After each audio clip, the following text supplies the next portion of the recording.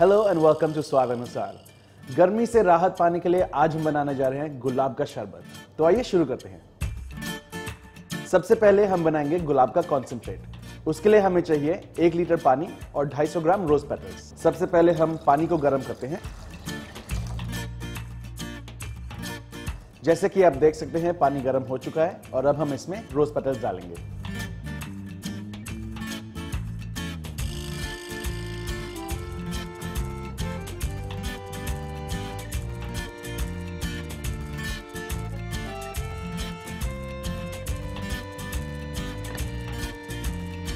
अब हम 2 से 3 मिनट तक रोज पेटल्स को उबलने देंगे और उसके बाद हम गैस ऑफ कर देंगे और इसको साइड में रख देंगे 5 से 6 घंटे तक, ताकि रोज पेटल्स का सारा फ्लेवर पानी में उतर जाए।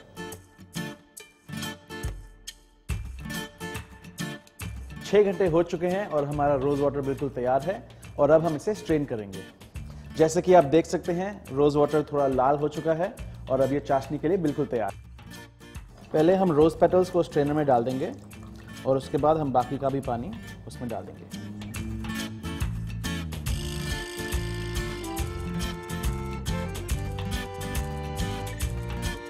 रोज पेटल्स को अच्छी तरह से स्क्वीज कर लीजिए ताकि उसका सारा रस निकल जाए। अब हम इसमें डालेंगे 3 कप चीनी और इसे हम तेज आंच पर उबालने के लिए रखेंगे। हमें इसे तब तक उबालना है जब तक कि चीनी अच्छी तरह से घुल ना जाए।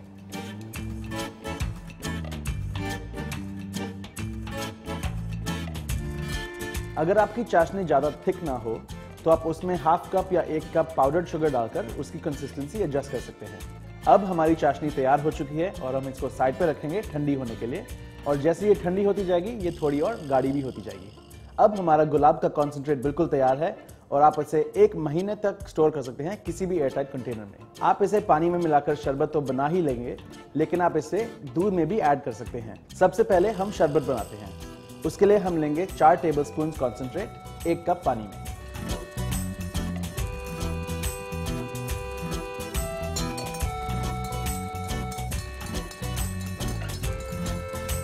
शरबत को थोड़ा सा और फ्लेवर देने के लिए हम इसमें डाल सकते हैं 2 टीस्पून लेमन जूस। तो अच्छी तरह से मिक्स कर लीजिए और फाइनली थोड़े से आइस क्यूब्स। तो ये रहा हमारा रोज शरबत बिल्कुल तैयार। एक और ऑप्शन ये है कि आप इसे दूध में भी मिला सकते हैं। 1 कप दूध में हम 2 चम्मच कॉन्सेंट्रेट डालेंगे।